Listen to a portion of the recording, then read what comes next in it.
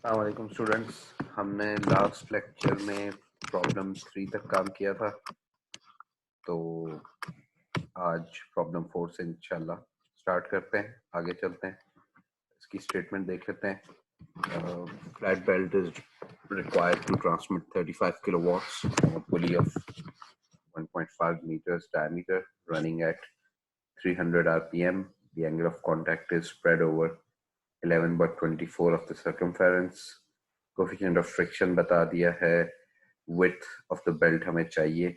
It is given that the belt thickness हमें मालूम है, density मालूम है और permissible stress भी मालूम है. ठीक है, तो ये इजी है, इसमें कोई ऐसी खास बात नहीं है. बस सिर्फ ये है कि जो एंगल ऑफ लैप है या एंगल ऑफ कांटेक्ट है उसको थोड़ा सा मुख्तलिफ अंदाज में हमें बताया हुआ है, और ये भी प्रॉब्लम है, इसी वजह से करवा रहा हूँ कि अगर आप इंशाल्लाह जब आप यानी काम करेंगे, इंडस्ट्री में जाएंगे, तो इस तरीके से भी इसको एक्सप्रेस किया जाता है. तो यू गाइस शुड नो कि इसको किस तरह से करना है. तो 11/24 जो है उसको हमें बस रेडियंस में कन्वर्ट करना है.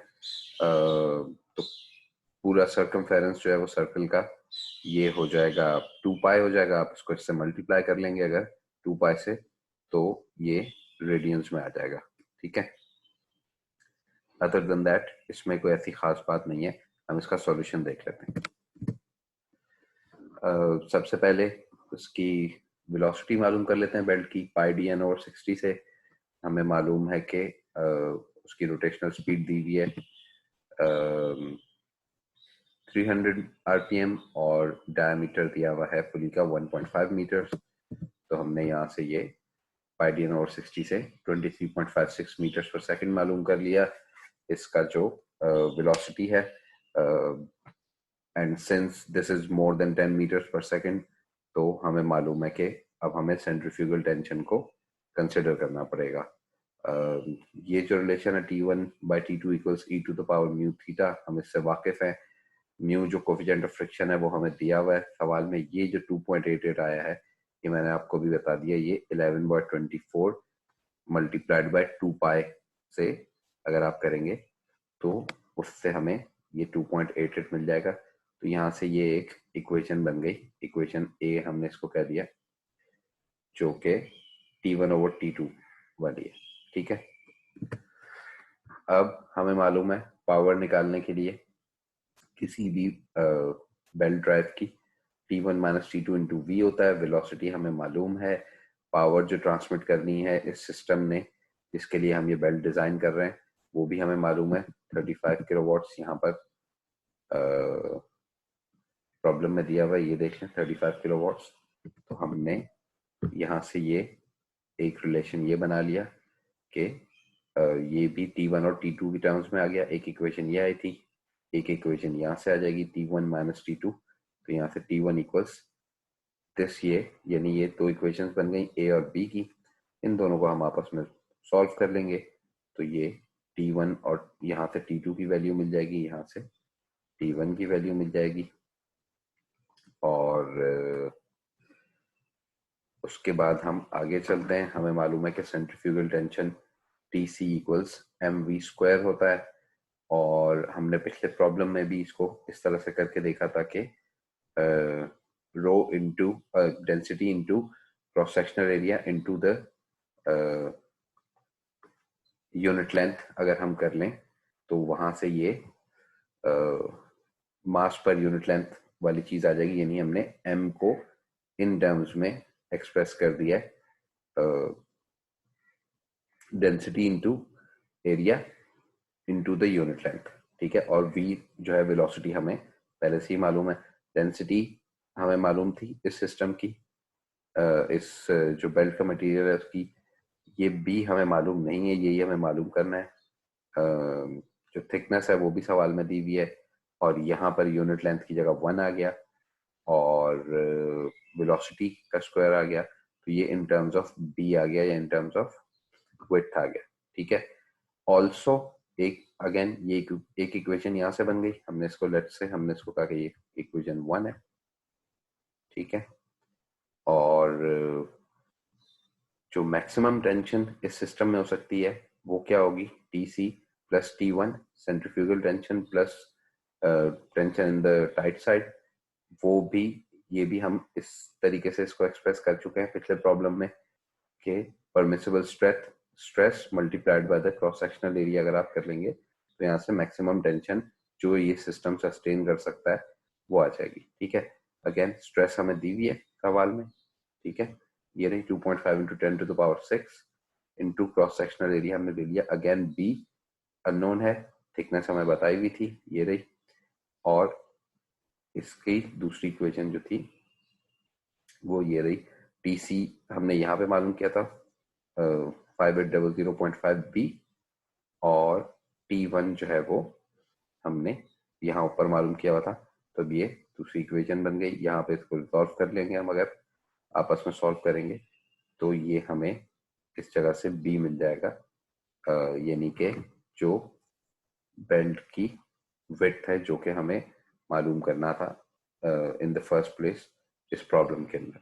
ठीक है, तो ये इजी है, इसमें कोई ऐसी चीज नहीं है, बस वो बी की टर्म्स के अंदर इसको लाकर हम आपस में रिजॉल्व कर लेंगे। ठीक है, और वो बेल्ट्स के जो स्टैंडर्ड साइजेस होते हैं वो हमें मालूम होते हैं, टेबल्स में गिवन होते हैं। मैंने आगे एक स्लाइड में उसको इंक्लूड भी कर दिया है, तो वो भी आप देख लेंगे। इस तरह हम वो शाफ्ट्स में करते थे कि इवेंचुअली उसको हमें राउंड करके स्टैंडर्ड साइज पे कर देते थे अपने डिजाइन को। तो इसी तरह इसमें भी होगा, हम आगे वो एक टेबल में इसको देख लेंगे। ये प्रॉब्लम हो गया, अगला देख लेते हैं। Problem 5, design a belt drive to transmit 110 kilowatts for a system consisting of 2 pulleys of diameters this, center distance बता दिया है, belt speed भी बता दी है, coefficient of friction 5% friction loss at each shaft, take overload as 20%, consider a slip of 1.2% at each pulley, take the allowable stress to be 3 megapascals।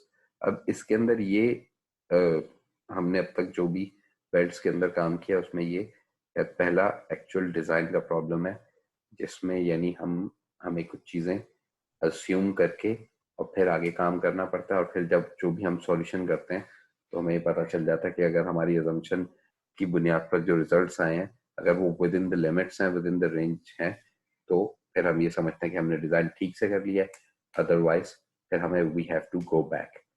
तो अब इस system में आप ये देख रहे हैं कि हमें ये नहीं मालूम है कि ये ओपन बेल्ट वाला सिस्टम है, कॉन्फ़िगरेशन है, या क्रॉस्ड वाली है, तो that is up to us.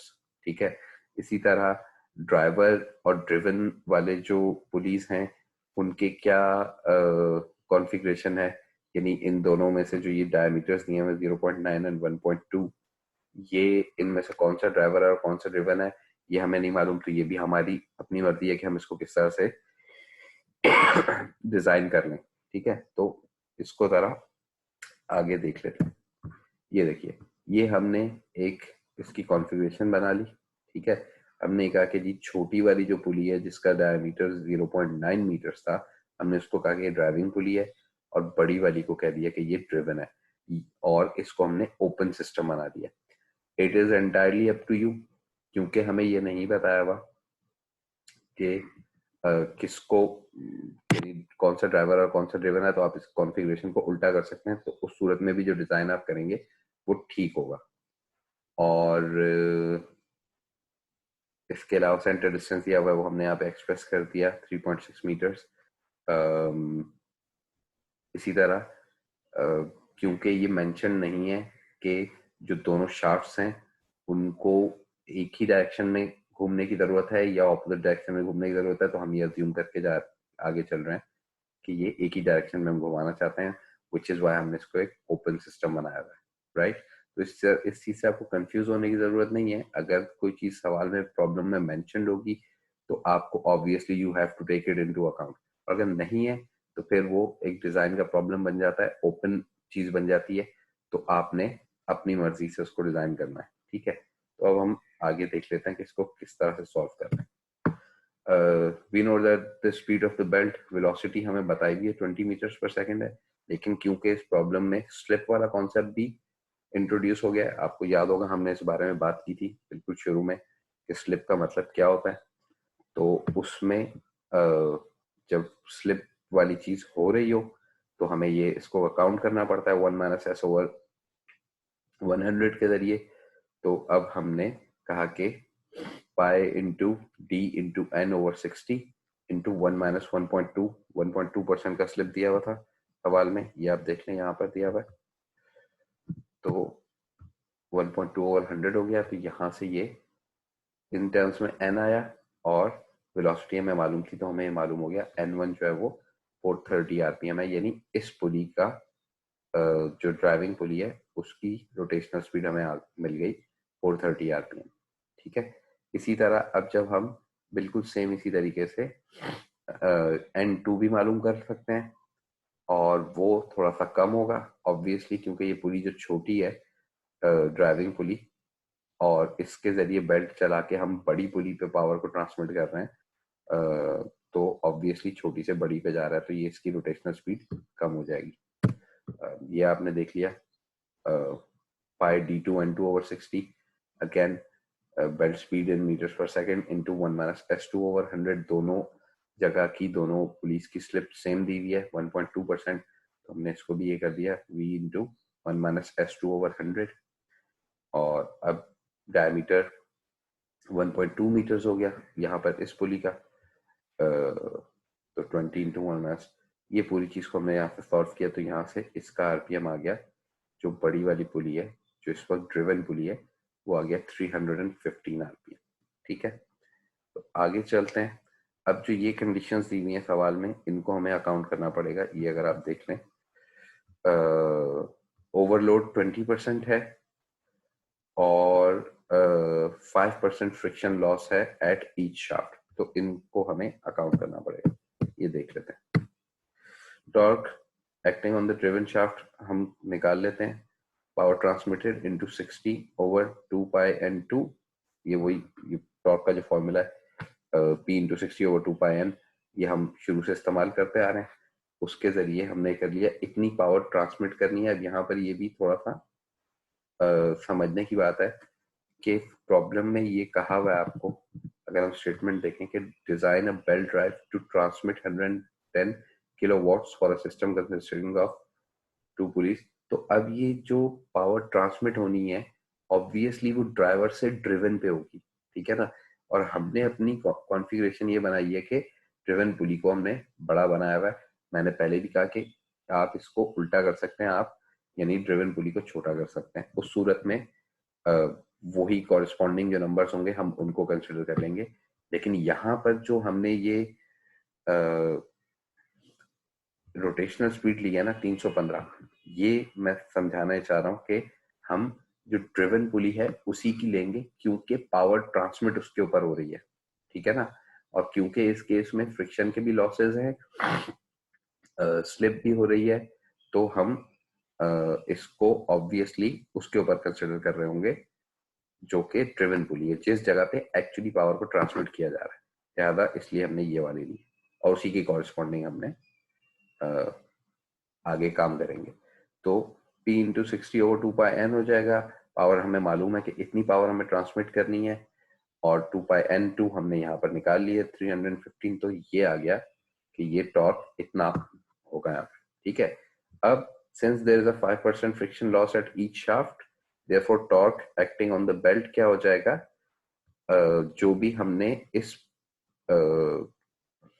Driven पुली के ऊपर या ड्रिवन शाफ्ट के ऊपर हमने जो टॉर्क निकाला है, उसमें से क्योंकि प्रॉब्लम में हमें बताया हुआ है कि 5% का लॉस हो रहा है, तो बेल्ट के अंदर ऑब्वियसली जो टॉर्क होना चाहिए वो ज्यादा होना चाहिए, क्योंकि 5% लूज हो जाएगा शाफ्ट पे। ठीक है ना, तो अब हमने यहाँ पर पहली चीज को अकाउंट कर लिया कि जो टॉर्क इस शाफ्ट पे आ रहा था उसको 1.05 से मल्टीप्लाई कर लिया, यानी 5% उसमें ऐड कर लिया हमने, तो ये 3334 से 3500 न्यूटन मीटर हो गया, यानी बेल्ट में इतना टॉर्क होना चाहिए। ठीक है, और अब अगली जो चीज थी, since the belt is to be design for 20% overload, इससे मिलती जुलती चीज हम पहले भी एक दो प्रॉब्लम्स में कर चुके हैं। तो डिजाइन टॉर्क हो जाएगा जो बेल्ट में टॉर्क है उसको, ये तो वो आपने वो निकाला हुआ है ना एवरेज, तो मैक्सिमम की कंडीशन के ऊपर ऑब्वियसली हम डिजाइन करते हैं, तो अब इसको हमने 1.2 से मल्टीप्लाई कर लिया या 20% इसमें ऐड कर लिया। तो अब नाउ वी नो कि 4200 न्यूटन मीटर्स का टॉर्क हमें चाहिए। ठीक है, तो इसमें अब इसमें स्लिप भी कंसिडर हो गई, इसके अंदर आपका ओवरलोड भी कंसिडर हो गया, और इसके अंदर फ्रिक्शन भी, ये सारी की सारी चीजें आ गई। ठीक है, तो अब आगे चलते हैं। अच्छा जी, we note that the torque exerted on the driven pulley, हमें मालूम है टॉर्क का फॉर्मूला क्या है, T1 minus T2 into R2 है। और ड्रिवन पुली के ऊपर जो टॉर्क है, वो जो रेडियस है उसका 0.6 है। तो ये अब यहाँ से एक रिलेशन ये बना 0.6 इंटू T1 माइनस T2 वाला, और इसको हमने डिजाइन टॉर्क से इक्वेट कर लिया 4200 से। तो ये आ गया, ये एक रिलेशन बन गया T1 minus T2 equals 7000 Newton. ठीक है, अब हम अगली इक्वेशन बना लेते हैं। अच्छा, अब पहले हम ये हमने देख लिया कि एंगल ऑफ कांटेक्ट क्या है। तो sine alpha equals O2m over O1 ये हमने डेरिवेशन की थी, आपको याद होगा। और यहाँ पे R2 minus R1 over x आ रहा है। ठीक है, आपको अगर याद हो इससे पहले कि हमने जो प्रॉब्लम्स किया है या जो डेरिवेशन भी की थी उसमें R1 माइनस R2 हो रहा था। उसकी वजह ये थी कि जो कॉन्फ़िगरेशन हमने डेरिवेशन करते वक्त बनाई थी उसमें ये पुली बड़ी थी ड्राइवर वाली और ये छोटी थी, और मैंने आपको उस वक्त ये कहा था कि हम ये पूरा काम छोटी पुली के रेफरेंस से कर रहे हैं। ठीक है ना, तो वो चीज अब आपके लिए यहाँ पे भी क्लियर हो रही होगी कि हम छोटी पुली के हिसाब से काम कर रहे हैं। इट डजेंट मैटर कि वो ड्राइवर है ड्रिवन है, उसके साइज के ऊपर बेस्ड है चीज। ठीक है, तो हमने R2 minus R1 over x कर दिया। ठीक है, यहां से ये अल्फा आ गया 2.4 डिग्रीज। अगेन वापस जाकर इसमें देख लीजिए आप, ये छोटी पुली है, तो अब इसके अंदर पूरा जो थीटा होगा वो क्या होगा, ये सीधी लाइन है, ये पाई है, तो पाई माइनस 2 अल्फा कर देंगे अगर हम, तो हमें एंगल ऑफ कांटेक्ट मिल जाएगा। ठीक है, तो हमने पाई माइनस 2 अल्फा करके यहां से ये आया, और इसको सॉरी यहाँ 180 माइनस 2 अल्फा किया, और फिर इसको हमने रेडियंस में कन्वर्ट कर दिया, 3.06 रेडियंस हो गया। अब हम सिंस वी नो के कोफिशिएंट ऑफ फ्रिक्शन हमें मालूम था, और अब हमने जो एंगल ऑफ कांटेक्ट है वो भी मालूम कर लिया, तो हम ये वाला रिलेशन अपना यूज कर सकते हैं, T1 over T2 equals e to the power mu theta. और वहां से हमने ये रिलेशन निकाल लिया T1 ओवर T2, ये आ गया 2.51। तो अब हम इसके साथ इक्वेट कर सकते हैं। ठीक है, ये इक्वेशन 1 है, और ये है इक्वेशन 2। तो अब हम इन दोनों को इक्वेट करके यहाँ से अपना, यानी ये दोनों चीजें निकालेंगे, T1 और T2 हमें मालूम हो गया। ठीक है, आगे चलते हैं। अब अगली जो चीज है, जो ये यानी जो डिजाइन करने का कॉन्सेप्ट है, वो ये है कि हमें कुछ अजम्पशंस करनी पड़ेंगी। हमने ये अज्यूम कर लिया कि हम एक लेदर बेल्ट के थ्रू ये काम कर रहे हैं, तो उसकी डेंसिटी हमें मालूम है। हमने 1000 किलोग्राम पर मीटर क्यूब वाली लेदर बेल्ट को अज्यूम कर लिया कि ये ले लेंगे हम। थिकनेस ऑफ द बेल्ट को अज्यूम किया कि ये 0.015 15 मिलीमीटर है। विड्थ ऑफ द बेल्ट हम मालूम कर लेंगे, और ये चीज आगे जाके चेक हो जाएगी कि हमारी जो असम्पशन है उसके साथ ये मैच कर रहा है या नहीं कर रहा है। ठीक है, और अब I am repeating my self कि डिजाइन का प्रोसेस हमेशा ऐसे ही होगा। हम आगे भी जो काम करेंगे गियर्स वगैरह में, उसमें मुसलसल इसी तरह की चीज होगी कि हम कोई एक पैरामीटर को अज्यूम कर लेंगे, और फिर उसकी बेसिस पे जो कैलकुलेशंस होंगी वो ये डिटरमिन करवा देंगी कि अगर गिवन वैल्यूज, गिवन रेंज के अंदर वैल्यूज आ रही हैं, तो दैट मीन्स कि हमारी assumption in the first place ठीक थी। तो B is equals to width of the belt, ये हमने इसको अननोन रखा है, इसको हमने मालूम करना है। तो आगे चलते हैं। Mass of the belt per metre length, again area into length into density है। डेंसिटी हमें मालूम है कि हमने लेदर बेल्ट को अज्यूम किया था, पर यूनिट लेंथ है तो ये 1 आ गया। थिकनेस हमने 15 मिलीमीटर अज्यूम की थी, और ये B जो है ये इन्हीं टर्म्स में आगे काम चल जाएगा, यानी कि विड्थ हमें मालूम नहीं है तो ये विड्थ की टर्म्स में आ गया। ठीक है, again centrifugal tension mv square है, तो m हमने यहाँ पे 15 भी निकाला था, इनटू वेलोसिटी हमें प्रॉब्लम में गिवन थी यहाँ से ये 6000 बी की टर्म्स में आ गई बात। वी ऑल्सो नो कि maximum tension in the belt जो है वो T equals T1 plus TC होता है, और वो इक्वल टू होता है stress into cross sectional area. ठीक है, तो हमें T1 मालूम है, हमने पीछे निकाला हुआ है। यहाँ पर आप देख लें, ये रहा 11,636, तो ये हमने ये पुट कर दिया। TC हमने यहाँ पर अभी निकाला था 6000 B, तो T1 plus TC should be equal to maximum permissible stress into the cross sectional area, ये भी B की टर्म्स में आ जाएगा। ठीक है, और इसको जब हम सॉल्व कर लेंगे तो यहाँ से B आ जाएगा 370 मिलीमीटर। ठीक है, standard width of the belt is 400 millimetre. इसको आप मैं अभी ये बस प्रॉब्लम खत्म हो जाएगा तो मैं अगली स्लाइड में दिखा देता हूँ। तो विड्थ हमने मालूम कर ली। अब उसके डिजाइन के अंदर सिर्फ एक उसकी लेंथ रह गई है कि कितनी लेंथ चाहिए होगी जो इन पुलिस के ऊपर चलाने के लिए काफी होगी। तो वो लेंथ हम आसानी से मालूम कर सकते हैं, pi into R2 plus R1 plus 2x plus R2 minus R1 square over x। Again आप यहाँ देख रहे हैं, हम जो पहले कर रहे होते थे, जो रिलेशन यूज कर रहे होते थे, उसमें R1 माइनस R2 होता था। उसकी वजह से आप कंफ्यूज ना हो, उसकी वजह सिर्फ ये है कि हमने जो वो कॉन्फ़िगरेशन बनाई थी उसमें R1 बड़ी वाली पुली थी, सॉरी R1 पे वो ड्राइवर था, उसको हमने बड़ा बनाया हुआ था। इस केस में ये छोटा है, तो क्योंकि छोटी पुली के रेफरेंस से काम होता है तो इसलिए आज से ये आ गया। और ये सब की सब वैल्यूज R1 R2 X ये सब कुछ हमें मालूम है। तो यहाँ से हमने इसको पुट करके लेंथ निकाल ली कि इस सिस्टम को चलाने के लिए ये लेंथ 10.5 मीटर्स की लेंथ हमें चाहिए होगी बेल्ट की। ठीक है, अब हम आगे ये देख लेते हैं स्टैंडर्ड बेल्ट थिकनेसेस एंड विड्थ्स। ये वो बुक के अंदर गिवन है, मैंने वहां से कॉपी करके स्लाइड डाल दी है। आप देख रहे हैं 5 मिलीमीटर्स की थिकनेस होगी इन विड्थ्स के लिए 6.5, 8, 10 और ये 12 के लिए इतने मिलीमीटर्स की थिकनेस के लिए इतनी विड्थ होती है। तो यहाँ पर आप ये देख रहे हैं कि ये 400 मिलीमीटर पे हमने इसको राउंड ऑफ कर दिया।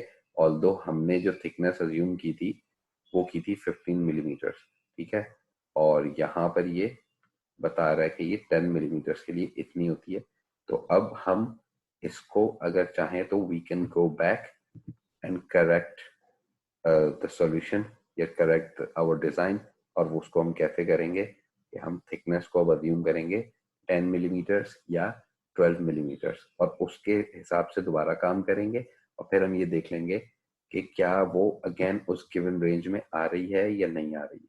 ठीक है, मैं ये काम नहीं कर रहा, यानी करके नहीं दिखा रहा, मैं ये प्रेफर करूंगा या मेरी ख्वाहिश होगी कि आप लोग प्लीज इस चीज को खुद से करके देख लें। और फिर इंशाल्लाह नेक्स्ट वीक हम वो ऑनलाइन सेशन रखेंगे, क्वेश्चन आंसर सेशन। तो उसमें फिर आप मुझसे इस बारे में बात भी कर सकते हैं कि आपने क्या फाइंड आउट किया है। मैं अपनी बात दोहरा देता हूँ अगर क्लियर नहीं हुई है। हमने यहाँ पर ये अज्यूम किया था इस प्रॉब्लम में कि थिकनेस जो है वो 15 मिलीमीटर की थी। ठीक है, उसके रेफरेंस से कुछ जवाब आ गया। लेकिन अब हम आगे जाकर ये देख रहे हैं कि 12 मिलीमीटर तक की थिकनेस दी है। ये ऑब्वियसली एक रेंज है, यानी इससे ज्यादा भी हो सकती है। बट सिंस हमारे पास गिवन अब जो वो अवेलेबल डेटा है वो ये है, तो अब आप ये करें कि आप 10 मिलीमीटर या 12 मिलीमीटर की थिकनेस अज्यूम करके इस प्रॉब्लम को आगे सॉल्व कर लें। मीनिंग कि आप यहाँ पर इसको अगर 12 मिलीमीटर ले लेंगे तो उसी हिसाब से आगे इसको करके देखें। और फिर जो आपकी विड्थ आएगी बेल्ट की वो इस रेंज में होनी चाहिए, 600 मिलीमीटर के अंदर होनी चाहिए। अगर ऐसा होगा तो इसका मतलब ये होगा कि आपने जो अजम्पशन की थी वो ठीक थी, और आपका उस लिहाज से यानी जो डिजाइन के पैरामीटर्स पूरे हो गए, आपने इसको ठीक से डिजाइन कर दिया। ठीक है, तो इस लेक्चर को यहीं तक रखते हैं, और फिर इंशाल्लाह ताला मैं और भी वीडियोस रिकॉर्ड करके अपलोड कर दूंगा। Thank you and good luck.